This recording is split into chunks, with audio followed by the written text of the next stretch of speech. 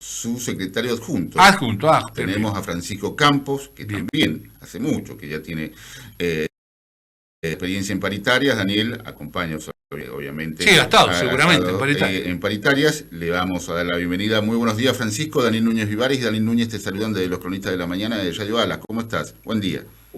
Hola, buen día, ¿qué tal? ¿Cómo les va? Espero que estén muy bien. Bueno, y un saludo grande a toda la audiencia. Te agradecemos por la atención, sabiendo de que estás entrando justo junto con Adrián una reunión. Siguen las reuniones en comunicación, Francisco, no te vamos a restar mucho tiempo. Francisco, primera consulta. A la reunión de ayer, a las 15 horas que se llevó adelante, empezó esta reunión paritaria con el gobierno. Ustedes llevaban un mandato por la negativa, ¿cierto, Francisco? No, mandato por la negativa no. Nosotros teníamos la aceptación justamente de nuestros órganos estatutarios. Bien. Bien. Nosotros ya teníamos la aceptación, es más, teníamos 2 reuniones de comisión y de delegados en las cuales analizamos la propuesta, la misma propuesta, porque la tuvimos que bajar por la última sesión, la sesión número 3, la tuvimos que bajar nuevamente porque, bueno, uno de los gremios no estaba en acuerdo y por esa situación bajamos nuevamente la propuesta, que era la misma propuesta que teníamos anteriormente. Bajamos la propuesta, se analizó nuevamente, se planteó, ya habíamos tenido muchas mejoras, bien, y recomposiciones en los puntos que habíamos planteado, y también la posibilidad de rever puntos a futuro, bien. Que también se ha hablado y se ha planteado. Entonces es algo que habíamos charlado y que habíamos tenido en cuenta. O sea, todo eso se tuvo en cuenta, y tanto la comisión como el cuerpo de delegados acordó en forma positiva aceptar la propuesta, y vieron muy viable esta situación. ¿Para qué? Para poder tener desde lo que es julio, bien, una recomposición. Bien. Porque el hecho de no llegar a un acuerdo ahora significaba perder lo que se iba a conseguir para julio, y y seguir hacia adelante sin una propuesta, conseguida en la mesa paritaria. Claro. Entonces volvíamos a la propuesta original que había dado el gobierno, bien, que era un 2-2-2, así salteado hasta diciembre, y listo. Entonces nos quedábamos con eso, y si es que el gobierno quería pagarlo, porque si dejábamos la situación a la suerte de una decisión del gobierno, y con los planteos que justamente nos han hecho y que también nos hemos tenido muy en cuenta, que es la situación de que, bueno, no hay una recaudación importante, la situación financiera de la provincia no está bien, y bueno, hay un montón de situaciones más allá de la problemática docente, que también necesitan la atención económica. Entonces, en cierta forma, hemos tratado de prestar atención a toda esa situación y tener en cuenta todo esto para buscar un equilibrio social, más que nada. Claro. Esto, sin ninguna duda, ¿no?, que tiene que ver con lo que estás manifestando, y teniendo en cuenta el planteo que llevó la gente de UDAP, la Unión Docentes Argentinos, que era la que llevaba la negativa, de acuerdo al mandato que llevaba de sus afiliados, y era por una propuesta de una suma fija por única vez para el próximo mes de julio, o el presente mes de julio, de 75.000 pesos. Es así, ¿no? Sí, en realidad ellos pedían una suma fija, estuvieron pidiendo una suma fija en negro. Bien. Esa suma fija en negro significa tenerla tenerla un mes y al otro mes no, claro. no se tiene. Entonces es como una especie de fantasma. Bien, claro, era una especie de bono. Un bono. Claro, una especie de bono disfrazado, lo que hicieron por ahí, plantear para que se pagara o se agregara o se anexara a la conectividad. y nosotros, bueno, en eso no estábamos de acuerdo, por el hecho de que si vamos a aumentar la conectividad hay que aumentarla en blanco, como corresponde. Nos costó un montón en blanquear todo el sueldo docente, y tenemos justamente la memoria de tener parte del sueldo en negro y de tener un montón de ítems que estaban en negro y todo eso con el trabajo de la anterior gestión y de esta gestión se fue llevando a blanquear toda esta situación, y tenemos, yo creo que hoy por hoy podemos hablar que tenemos uno de los sueldos más transparentes y más claros de todo el país, o sea, sin ser exagerado.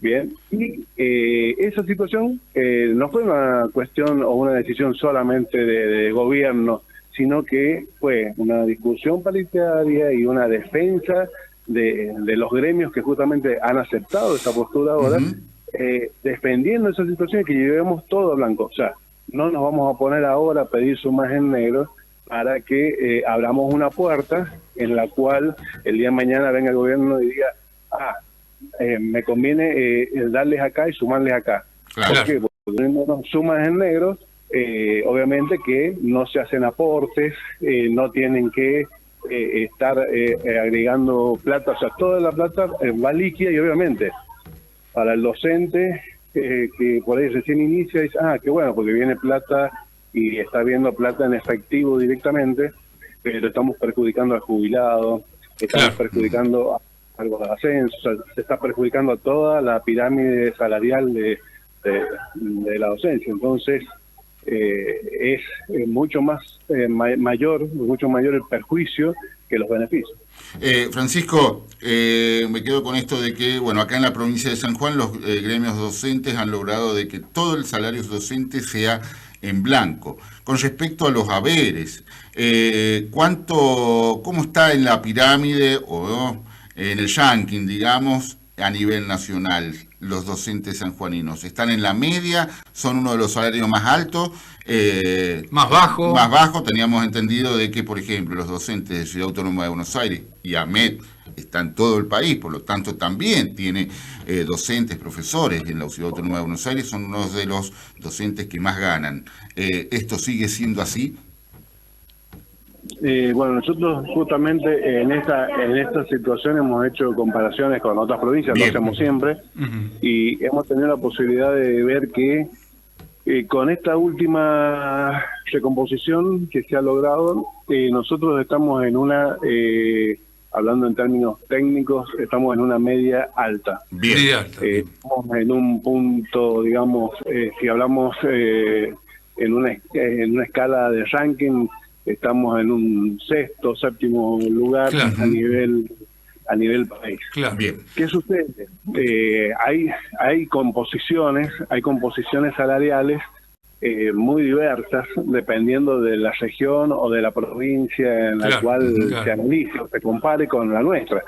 Porque nosotros podemos hablar de un básico o el sueldo, el subtotal, ese subtotal, o que sería el sueldo bruto, digamos que tenemos que podemos estar en 850, entre 850 y 900.000, y vamos a tener provincias que están por debajo de eso, y hay provincias que están por arriba de eso, muy por arriba. ¿Qué pasa? Que nosotros en el cargo que recién inicia tenemos ese valor, pero después tenemos una movilidad importante, y somos una de las provincias en las cuales se respeta y se mantiene una pirámide, y nos está costando un montón por este tipo de situaciones que se ven reflejadas en estas diferencias que tenemos en la mesa paritaria. La pirámide salarial, que es algo característico del salario docente, que se da por la antigüedad, por el radio, por todo eso. Bueno, en otros lugares eso también por ahí se da, pero no como se está dando, no como se da acá en San Juan. Nosotros, un docente que lleva 15 o 20 años de antigüedad, con un radio 2 o un radio 3, está tal vez cobrando mucho mejor tal vez que un docente con las mismas características en la provincia de Buenos Aires. Claro. Entonces, ahí uno dice, esas son las situaciones que hay que tener en cuenta, hay que ver, que por ahí muchos dicen, no, pero es que están cobrando mejor allá. El que recién inicia puede llegar a estar cobrando un poquito mejor o puede llegar a tener un poquito más el sueldo, pero después es como que llega un momento que tiene un techo, tiene un tope. Claro. Y no pasa de eso. Y acá, gracias a Dios, esa situación no la tenemos así. Claro. Podemos despegarnos un poco más del piso. La última que tiene que ver, en la misma te hago dos preguntas. Una que tiene que ver justamente, hablan ustedes del incremento del mes de julio, algo que para el resto de la administración pública aparentemente no habría, porque tenemos en cuenta de que están con el 3% de junio. Bueno, ¿qué incremento van a tener en junio? Y por último también, ¿no? Se ven las caras nuevamente en el mes de noviembre, seguramente van a evaluar cuál fue la inflación en el segundo semestre y ver si este 6% solamente al nomenclador del IPC justamente va a ser superado y de ahí van a ponerse a conversar, ¿no? Hola. Sí. Los escucho un poco entre... A ver, te repetimos la pregunta. Te repito la pregunta. Te hago dos preguntas en una. La primera es ¿qué recomposición van a tener en el mes de julio al cual haces referencia, teniendo en cuenta de que, bueno, por lo menos para el resto de la administración pública, que todavía no entra en recomposición salarial, todavía no se habla con los otros gremios, están solamente con el 3% de junio? Y también te pregunto que se ven las caras el 2 de noviembre, teniendo en cuenta de que, bueno, van a ver cómo ha sido la evaluación justamente de la inflación de este segundo semestre, que seguramente va a superar este 6% que les ha dado para el nomenclador del IPC, ¿no? Sí, bueno, ¿qué pasó? Para julio se fijó el valor índice, ¿sí? En un valor de 9,47 con 23, por ahí más o menos. Y para agosto el valor índice, o sea, va a tener un aumento del 3%. La base se va a hacer una diferencia de puntos, ¿bien? Entonces, ahí justamente nosotros en el mes de julio vamos a tener una diferencia de puntos directamente que van a ser agregados a los cargos docentes. Entonces nosotros vamos a tener diferencia en ese aspecto. Bien. Porque justamente todavía, al no estar, yo justamente ahora en este momento estoy en una reunión del 1890. Todavía, justamente al tener esta situación en la cual no está regulado todavía todo lo que es el 1890 y tenemos todo este desequilibrio en lo que son los puntos de los cargos y todo eso, bueno, está la posibilidad de modificar y agregar puntos a los cargos docentes, lo cual genera un incremento que, bueno, justamente multiplicado por estos índices que les estoy planteando, hacen un determinado aumento exclusivamente para lo que serían los cargos docentes y la escala docente. Después, cuando yo les digo ese 3% que se da en agosto, bien, y a partir de agosto y después en octubre, son esos porcentajes sí son generales, tanto para nosotros como para el resto de la administración pública. Bien. La última, Francisco, el gobierno de la provincia, tal vez esta vez AMET fue con el requerimiento y el planteo. ¿Ha garantizado los fondos? Vuelvo a reiterar, ¿ha garantizado los fondos para el normal funcionamiento de las escuelas técnicas y agrotécnicas, Francisco? Bueno, ese fue uno de los pedidos fuertes que hemos Exactamente, hecho. Me animo a decir que fue el primero, cuando se sentaron, ¿no? en esta nueva etapa. En la primera sesión planteamos esa situación, la problemática que tenemos con el sector técnico y con el desfinanciamiento que hay en ese sentido, y que justamente es una responsabilidad que el gobierno de San Juan debe asumir en forma seria y contundente, o sea, porque acá estamos hablando no solamente de que falta un destornillador o que falta una morso, que falta un electrodo en alguna escuela, sino que planteamos la situación donde justamente en algunos casos particulares, como por ejemplo las escuelas agrotécnicas, estamos hablando de la vida de animales, que son los que se usan justamente para poder trabajar y estudiar, que se están muriendo de hambre. Entonces, tenemos animalitos con los cuales los chicos trabajan y estudian y se desarrollan profesionalmente, y no los pueden mantener, y es más, hacen colectas, hacen tómbolas, miren lo que les estoy diciendo, o sea, por ahí parece algo viejo o algo que tal vez ya no se hace, pero en esos lugares, y más que nada en estas escuelas que justamente no son céntricas, son las más alejadas, pero incluso en la escuela de enología que está acá en pleno centro, al lado de la Casa de Gobierno, conozco la situación. Se practica este tipo de cosas, es decir, bueno, hacen tómbolas internas con los mismos alumnos, con los papás, con las familias, para juntar plata para comprarle alimento a los animalitos que tienen en la granja, para comprar semillas, para comprar, bueno, un montón de implementos que tienen que usar para poder hacer las prácticas y desarrollar la práctica profesional que necesitan tener en las escuelas.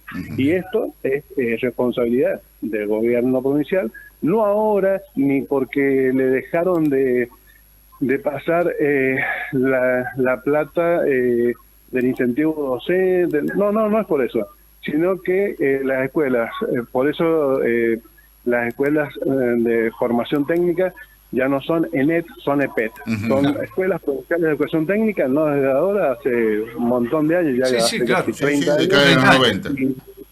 Y es hora que los gobiernos provinciales instalen políticas económicas que ayuden a afrontar todos estos gastos y que puedan prever este tipo de situación, y no que nosotros les estemos diciendo y pidiéndoles por favor, bien, que aporten o que tengan en cuenta esto para que no se mueran animales, o para que estemos en una escuela donde tal vez un torno que vale una fortuna como equipamiento no se usa porque no se puede comprar una herramienta. Claro, una herramienta justamente para trabajar las piezas que se trabajan en ese torno.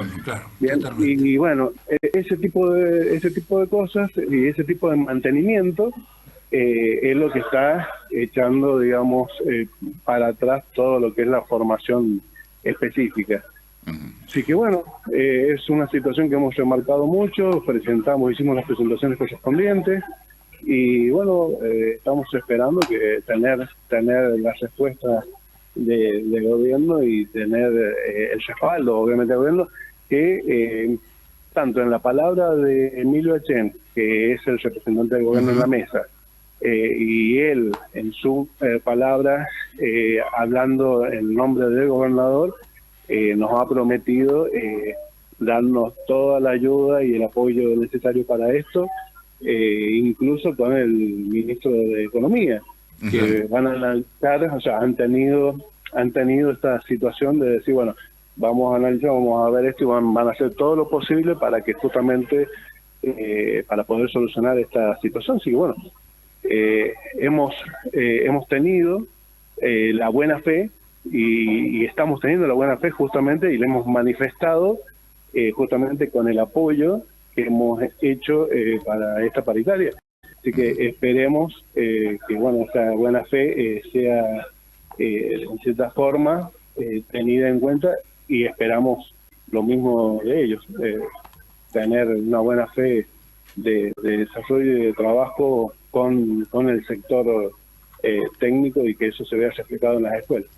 Francisco, te damos las gracias, no te restamos más tiempo, muchísimas gracias por tu atención, y obviamente vamos a seguir por toda la explicación en contacto, dado, ¿no? Exactamente, para conocer más de la situación sobre la educación técnica y agrotécnica en nuestra provincia. Que tengas buen día, Francisco, muchísimas gracias por tu atención, gracias. Gracias a ustedes. Buen día. Un abrazo, muchísimas gracias. Fue Francisco Campos charlando con los cronistas. Secretario adjunto de AMET San Juan, ¿no? Sí. Daniel, bueno.